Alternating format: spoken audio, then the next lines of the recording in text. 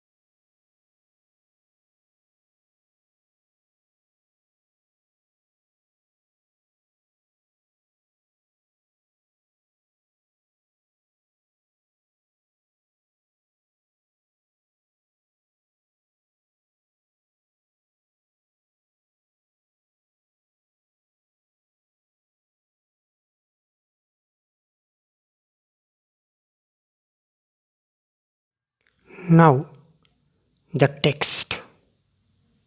An astrologer's day. एका ज्योतिषाचा दिवस. Friends, here I will explain in English and Marathi as well. Now look at this story. Punctually at midday, he opened his bag and spread out his professional equipments. एके दिवशी बरोबर मध्यान्नाच्या वेळेस नित्यनेमाने त्याने आपले bag उघडले आणि त्याचे धंद्याचे जे काही साहित्य होतं, व्यवसायाचे जे साहित्य होतं, ते साहित्य त्याने त्या ठिकाणी मांडलं. Which consisted of a dozen cowrie shells, a square piece of cloth with obscure mystic charts on it, a notebook, and a bundle of Palmyra writing.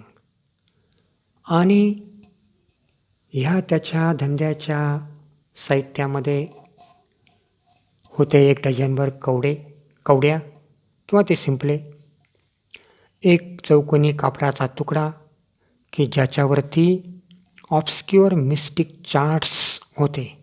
म्हणजे ऑब्स्क्युअर म्हणजे समजण्यास कठीण आणि मिस्टिक म्हणजे दैवी, चार्ट्स म्हणजे तक्ते. चौकोनी कापडाच्या तुकड्यावरती समजण्यास कठीण असे दैवी तक्ते बनवलेले होते, ते त्याने मांडलेत. अ नोटबुक, एक वही, and bundle of palmyra writing, आणि काही तळहातावर लिहिलेलं लिखाणाचं बंडल त्याने त्या ठिकाणी मांडलं. His forehead was resplendent with sacred ash and vermilion, आणि एकंदरीत त्याचे जे कपाळ होते, मस्तक होते, त्याला त्याने पवित्र विभूती, रक्षा आणि व्हर्मिलियॉन म्हणजे शेंदूर फासलेला असल्या कारणामुळे त्याचे फोरहेड, त्याचं कपाळ खूप रेस्प्लिडेंट म्हणजे ब्राईट, चमकदार दिसत होतं. His eyes sparkled with a sharp abnormal gleam, which was really an outcome of continual searching look for customers. त्याच्या डोळ्यात तीक्ष्ण आणि विलक्षण अशी चमक होती. आणि खरे तर ती चमक साधे भोळे जो कोणी क्लायंट्स असतील त्यांना शोधणारी ती चमक होती, की जे साधे भोळे ग्राहक होते त्या ग्राहकांना या ज्योतिषाकडे बघितल्यानंतर त्याच्यात भविष्यवेत्त्याचं तेज दिसायचं. अँड फेल्ट कम्फर्टेड, आणि याच्याकडे बघितल्यानंतर त्यांना दिलासा वाटायचा. The power of his eyes was considerably enhanced by their position placed as they were between the painted forehead and the dark whiskers which streamed down his cheeks.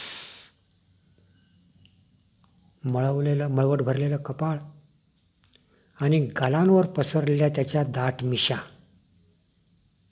यांच्यामध्ये असलेल्या त्याच्या डोळ्यांमधील तेज साहजिकच अधिक प्रखर वाटायचं. चिक्स म्हणजे गाल आणि विस्कर्स म्हणजे दाढी किंवा मिशा आपण त्याला म्हणतो. Even half wits eyes would sparkle in such a setting. समजा असं जर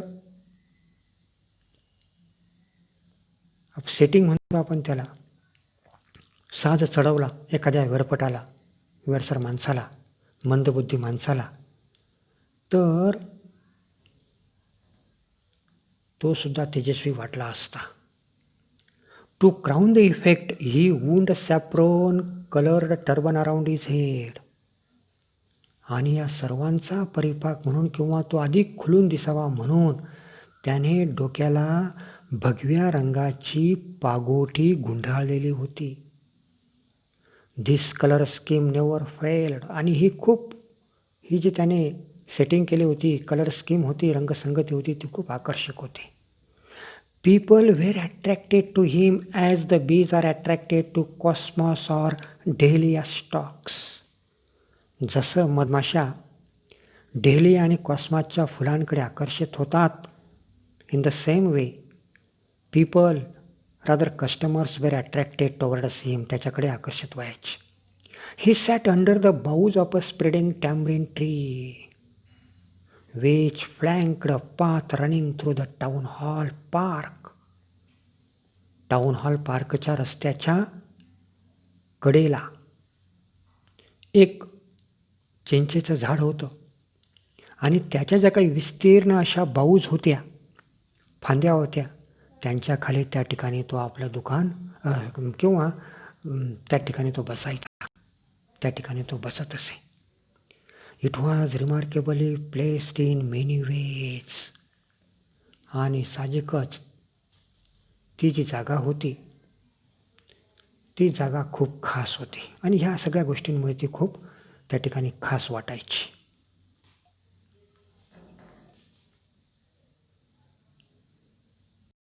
A surging crowd was always moving up and down this narrow road from morning till night.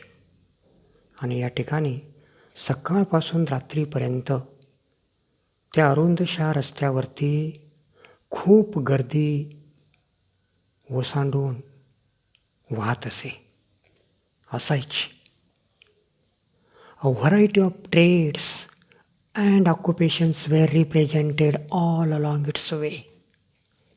आणि रस्त्याच्या दोही बाजूंना अनेकविध प्रकारचे व्यवसाय आणि उद्योगधंदे चालत असायचे. मेडिसिन सेलर्स, औषध विक्रेते असायचे. Sellers of stolen hardware and junk and magicians, म्हणजे चोरलेल्या लोखंडी वस्तू, जंक म्हणजे कबाड किंवा आपण त्याला भंगार वस्तू म्हणतो ते, आणि जादूगार हे पण त्या ठिकाणी असायचे.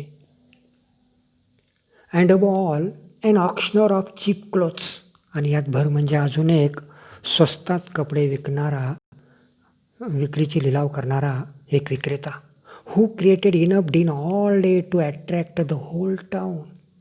आणि हा जो काही ऑक्शनर होता, म्हणजे लिलाव करणारा होता स्वस्त कपड्यांचा, तो साऱ्या दिवसभर साऱ्या शहराला, म्हणजे साऱ्या शहराला दिवसभर त्या ठिकाणी खूप आवाज करायचा, जणू काही बोलवायचा, आवाज करायचा.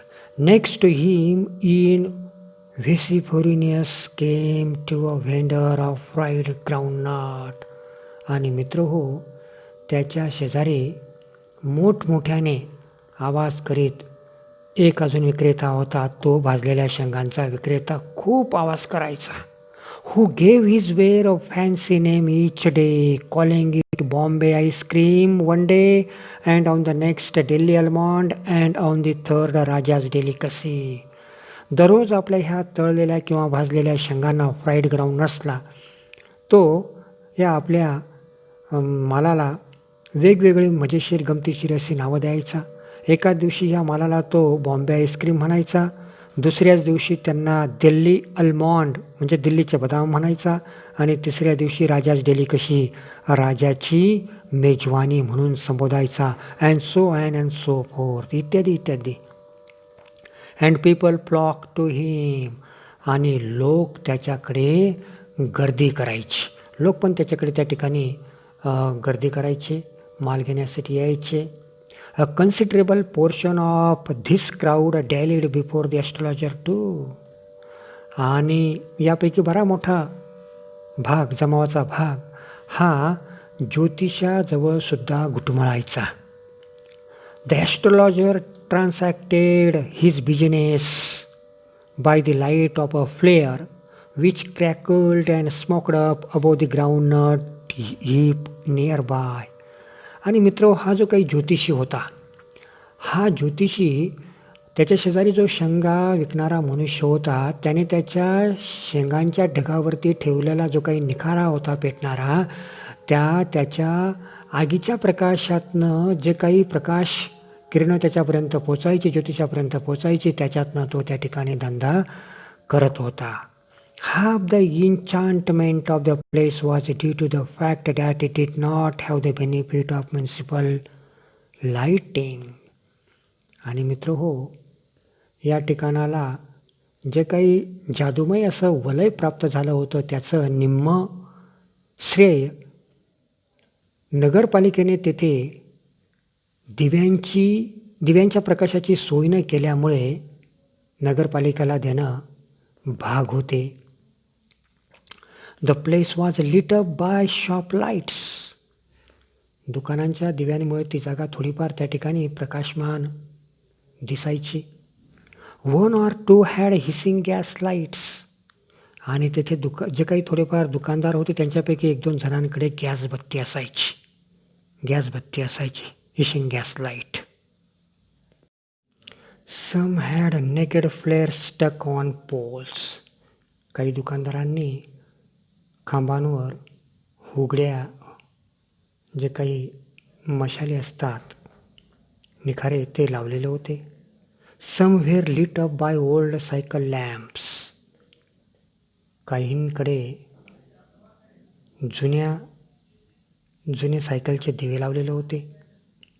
And 1 or 2 like the astrologer managed without lights of their own. आणि ज्योतिषासारखे 1-2 जण स्वतःच्या दिव्यांशिवाय त्यांचं काम त्या ठिकाणी ते चालवायचे. It was a bewildering criss cross of light rays and moving shadows. आणि एकंदरीत प्रकाश किरण आणि हलणाऱ्या सावल्यांचा हा एक विस्मयकारक खेळ त्या ठिकाणी चालायचा. बिवल्डरिंग म्हणजे गोंधळणारे, अचंबित करणारे. क्रिस क्रॉस म्हणजे अलग अलग, आणि लाईट रेज म्हणजे प्रकाश किरण, मुव्हिंग शॅडोज म्हणजे सावल्या, हलणाऱ्या सावल्या. असा त्यांचा त्या सावल्यांचा विस्मयकारक किंवा अचंबित करणारा खेळ त्या ठिकाणी चालायचा. This suited the astrologer very well. आणि हे सर्व ॲस्ट्रॉलॉजर करता खूप अनुकूल होते. For the simple reason that he had not in the least intended to be an astrologer when he began life. ज्योतिषाची आपण बघितलं की त्या ठिकाणी चांगली सोय होती. त्याचं साधं कारण होतं, आयुष्याच्या सुरुवातीला त्याला ज्योतिषी बनण्याचा त्याचा अजिबात हेतू नव्हता. And he knew no more of what was going to happen to others than he knew what was going to happen to himself next minute. कारण जेथे त्याला स्वतःच्या आयुष्यात पुढच्या क्षणी काय घडणार आहे याची सुतराम कल्पना नव्हती, तेथे दुसऱ्याच्या आयुष्यामध्ये पुढे काय घडणार आहे हे तो काय सांगू शकणार होता. ती शक्यताच नव्हती.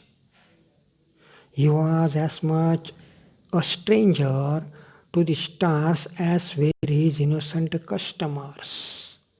मित्र हो, हा ज्योतिषीसुद्धा त्याच्या भोळ्या क्लायंट्स इतकाच, ग्राहकांइतकाच ग्रह ताऱ्यांविषयी अनभिज्ञ होता.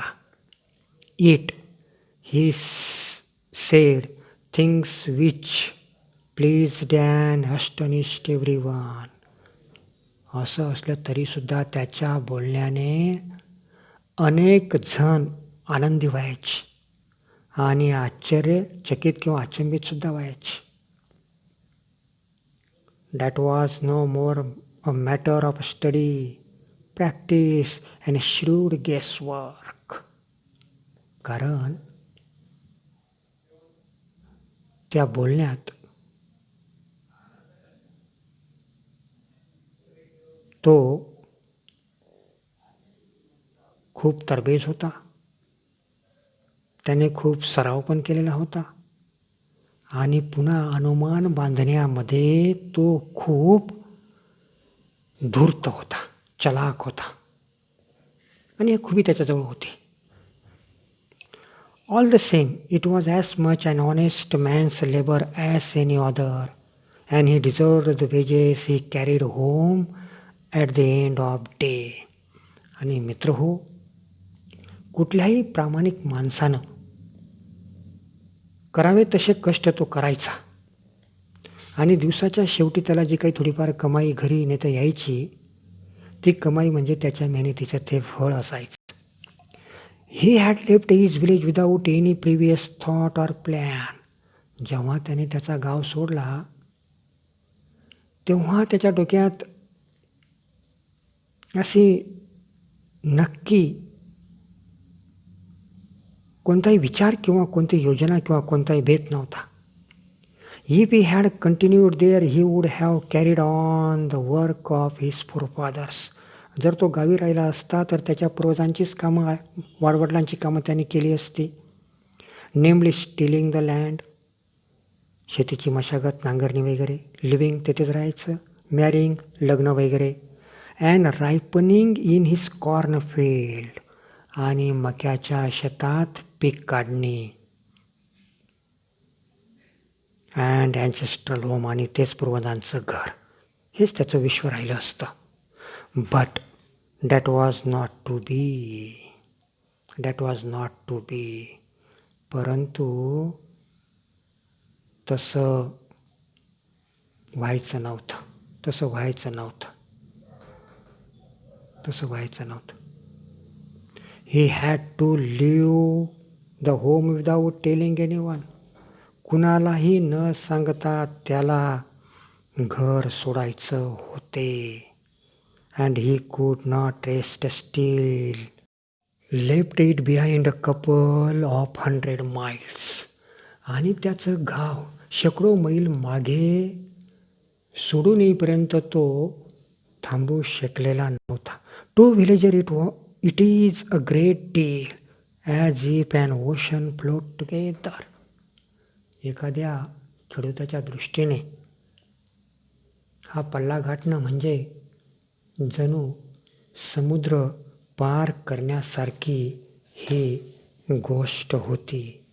ही had a working analysis of mankind's troubles, marriage, money and the tangles of human ties. मित्र हो, लग्न, पैसा, मानवी नात्यांची गुंतागुंत या मानवजातीच्या सामान्य समस्यांचं त्याच्याजवळ चांगलं व्यावहारिक असं विश्लेषण होतं, ॲनालिसिस होता. तो ॲनालिसिस करू शकत होता. Long practice had sharpened his perception. आणि प्रदीर्घ सरावामुळे त्याचं ज्ञान खूप गाढ झालेलं होतं, अचूक झालं होतं. Within 5 minutes he understood what was wrong. 5 मिनिटात काय चूक आहे तो सांगायचं. हे चेंज्ड 3 पैस पर